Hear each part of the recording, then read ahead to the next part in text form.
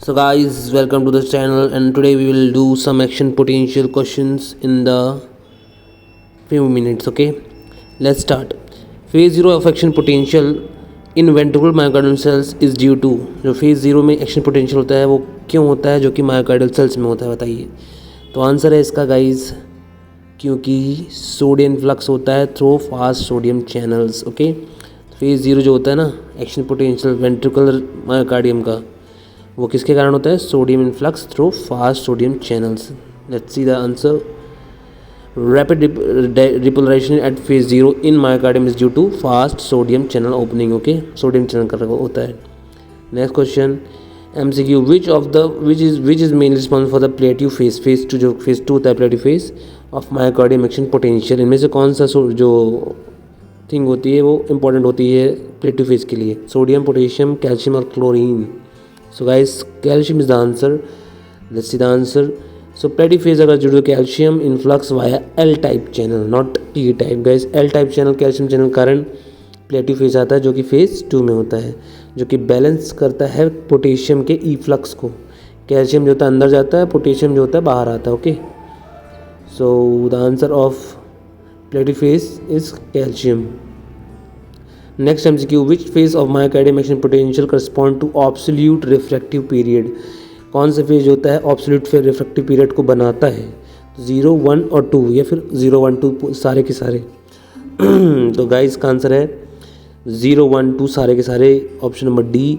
Absolute refractive period extend from 0 phase to early 3 phase. Okay, इसका answer 0, 1, 2 plus early 3 phase जाता है। Next question guys. Okay,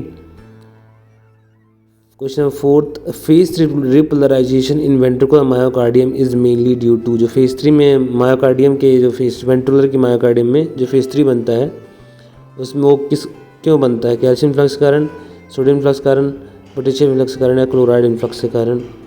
तो शायद guys का answer है पोटेशियम इन्फ्लक्स के कारण। ठीक है, देखो तो एंट्री हो गई सोडियम की पहले, फिर कैल्शियम और पोटेशियम में बैलेंसिंग हुई तो प्लेटिव फेज बना, फिर थर्ड फेज जो बनता है वो किस कारण बनता है? पोटेशियम इन्फ्लक्स कारण, वहाँ पे कैल्शियम बंद हो जाता है। सो आंसर है phase 3 is cause by opening of delayed rectifier potassium channel. कौन से चैनल खुलते हैं? डिलेड रेक्टिफायर फेज 3 में पोटेशियम के। फिर MCQ 4 बोलता है विच phase of is absent in essay node action potential but present in ventricular myocardium? तो ये डिफरेंस है दोनों के बीच में, एसे नोड और वेंट्रिकुलर के बीच में। ये दोनों के एक्शन पोटेंशियल में कौन सा फेज एब्सेंट रहता है एसे नोड वाले में, जबकि प्रेजेंट रहता है वेंट्रिकुलर मायोकार्डियम में? तो गाइज मैं आपको बता दूं, इसका आंसर रहता है फेज 2। फेज 2 रहता है जो एब्सेंट रहता है अपने एसे नोड वाले एक्शन पोटेंशियल में, जो कि प्रेजेंट रहता है वेंट्रिकुलर मायोकार्डियम में। दो फेज ऐसे होते हैं जो एब्सेंट रहते हैं एक्शन पोटेंशियल एसे नोड वाले में। कौन कौन से? 1 और 2 दोनों एब्सेंट रहते हैं। ओनली 4, 0, 3 फेज ही प्रेजेंट रहते हैं यहाँ पास एसे नोड में, जबकि अपने जो वेंट्रिकुलर्स का जो मायोकार्डियम होता है वहाँ पास फेज 1, 2, 3, 4 और 0, 5 प्रेजेंट रहते हैं। ठीक है, next question, question number 6, resting membrane potential of ventricular myocardium cell is approximately, जो RMP रहता है वेंट्रिकुलर मायोकार्डियम का, वो कितना होता है? तो आंसर इसका आता है गाइज -90 या -85 भी कभी कभी लिखा रहता है, तो -90 is right answer. So ventricular myocardium has stable RMP that is -90 MV, जो कि पोटेशियम कारण होता है ना। देन इसके बाद which drug shortens the plateau phase of myocardium action potential? कौन सी ड्रग ऐसी जो प्लेटिव फेस को कम कर देगी, शॉर्ट कर देगी? तो शॉर्ट कौन बनाता है प्लेटिव फेस को? कैल्शियम बनाता है ना, बैलेंस करता है पोटेशियम को कैल्शियम। तो हम लोग आंसर देंगे calcium channel blocker.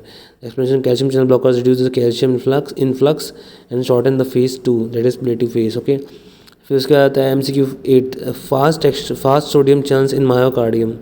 Fast sodium channels in myocardium becomes inactive during, तो कब इनएक्टिव हो जाते हैं सोडियम चैनल्स? फेज 4, 0, 3 कब स्टार्ट होते हैं इनएक्टिव होना सोडियम चैनल? तो आपको पता है फेज 0 में स्टार्ट रहता है, सोडियम आता है इन्फ्लक्स ना।